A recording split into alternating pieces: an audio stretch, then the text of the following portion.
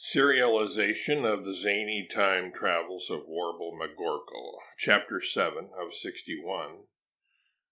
Consumer Warble exhibits his megalomania.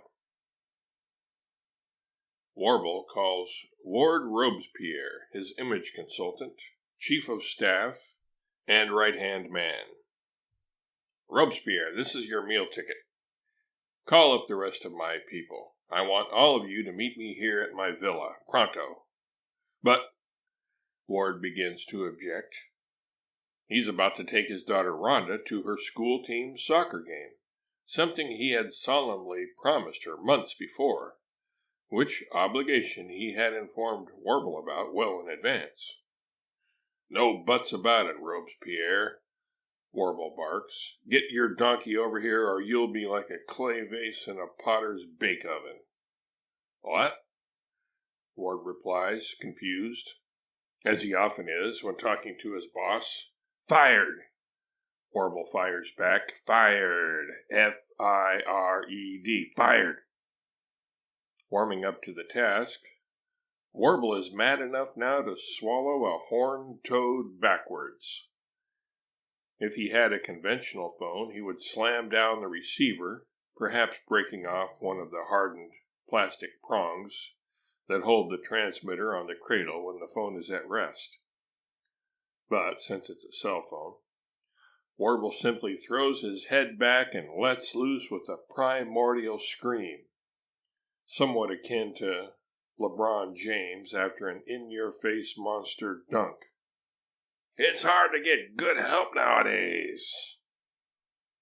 Warble has overtaxed himself a tad.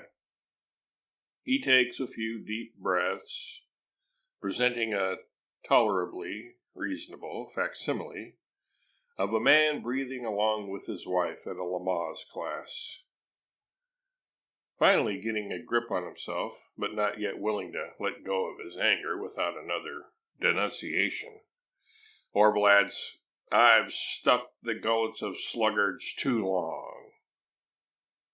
Mary tries to ignore Warble's tantrum. Warble? She asks in a honeyed tone of voice. What is it you wanted to show me?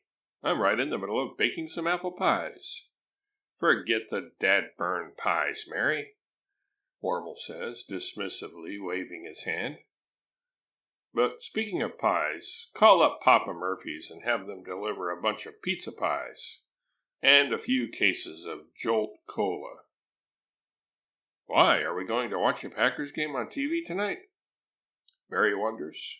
Mary, think. Warble replies, tapping his head with his forefinger. It's May. The Packers aren't playing yet. Oh, that's right. So what's up? Mary asks. We're going on a trip far, far away into a different time, Warble says, expecting to pique Mary's interest. That's nice, Warble. Have a nice trip. Mary responds, turning to walk back into the house. She doesn't really expect to get away with it, but it's worth a try. Mary, didn't I say in our wedding vows, for better or forget it? You're cruising, girl. On the other hand, you, Warble, can't be any better than you already are. Mary shoots back. Why, thank you, my dear, Warble says, basking in the glow of what he imagines to have been high words of praise. That wasn't a compliment, Warble, Mary informs him.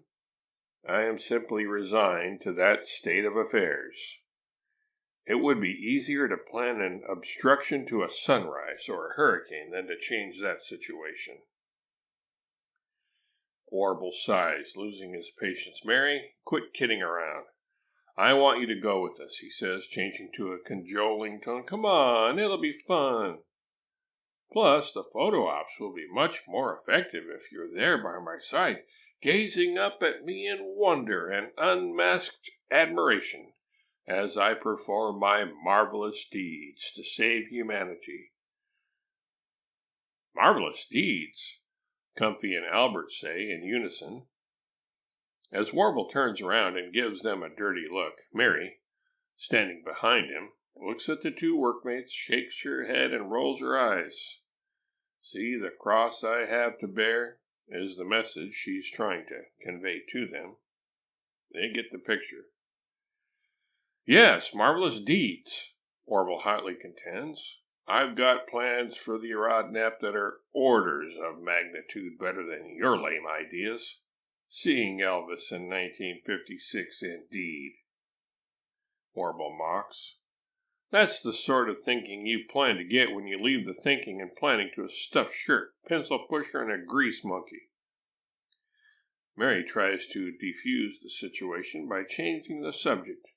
When she sees Comfy's body English, he's about to tell Warble a thing or two, sale or no sale, and notices Albert reaching for a fuse puller.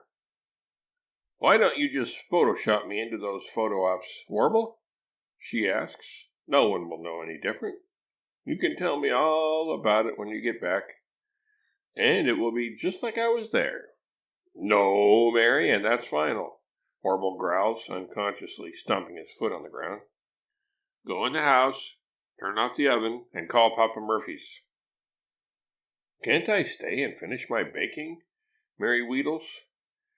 I wish I could write it in the sky in capital letters 100 feet tall, followed by about a gazillion exclamation points. No!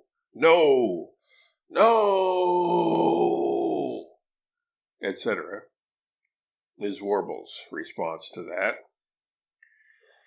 Mary expels an exasperated groan and turns on her heels, angrily pulling off her apron as she goes.